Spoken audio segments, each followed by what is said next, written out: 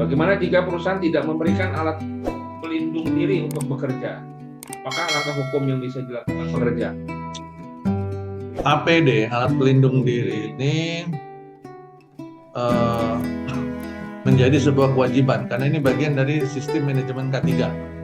Ya, Undang-Undang 1 tahun 70 itu induknya dari keselamatan kerja. Banyak turunannya sampai sekarang berpuluh-puluh itu turunan perundangannya, ya.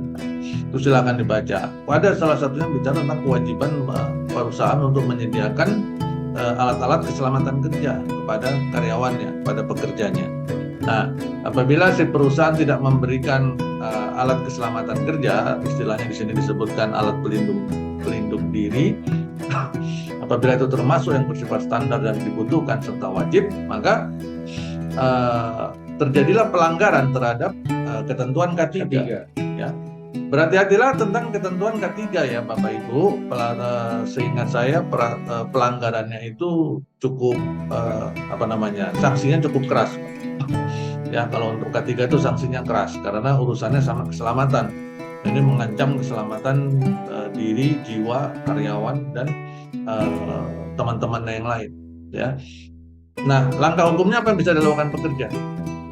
Tentu yang pertama, karyawan harus menyampaikan atau minta. Kalau itu nggak dikasih, tanya alasannya apa.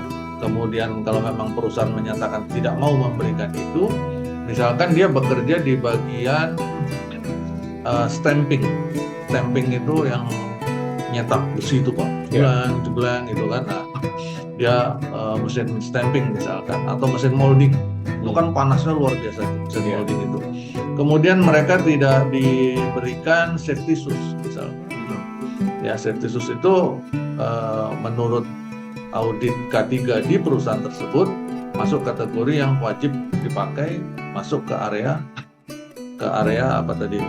produksi ya, yang stamping tadi. Kalau itu nggak diberikan, maka si karyawan bisa mengadukan kepada serikat pekerja di perusahaan itu.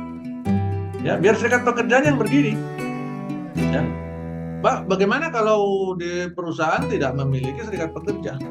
Maka adukanlah kepada Disnaker, bagian pengawasan, ya, atau ke bagian perselisihan kalau itu mau dijadikan perselisihan terbuka. Tapi kalau itu mau dijadikan bagian dari aduan saja supaya si Disnaker yang bertindak sendiri, ya silakan pakai bagian pengawasan. Ya, tapi saya menyarankan kalau masalah-masalah seperti ini lebih bagus dilakukan secara kolektif. Jadi berkumpullah beberapa orang, kumpulkan karyawan yang tidak diberikan alat pelindung diri, kemudian bersama-sama melakukan pengaduannya, menyampaikan pengaduannya. Ya, itulah kenapa di awal tadi saya sarankan ke serikat. Kenapa? Karena biasanya dengan berdirinya sekelompok orang itu memiliki daya tekan yang lebih besar daripada satu-satu. Ya, karena biasanya beban yang ditanggung oleh satu orang itu akan sangat berat. Ya, kecuali kalau itu memang kasusnya kasus individual. Tapi kalau ini kasusnya memang jamak terjadi pada banyak karyawan di perusahaan tersebut, maka lakukanlah secara kolektif. Apakah nggak bisa dan kalau saya maju sendiri? Boleh. Nggak dilarang. Dalam praktek biasanya teman-teman yang majunya sendiri untuk kasus-kasus yang jamak seperti ini biasanya cukup berat beban yang ditanggung oleh mereka. Ya. Jadi begitu Bapak Ibu ya.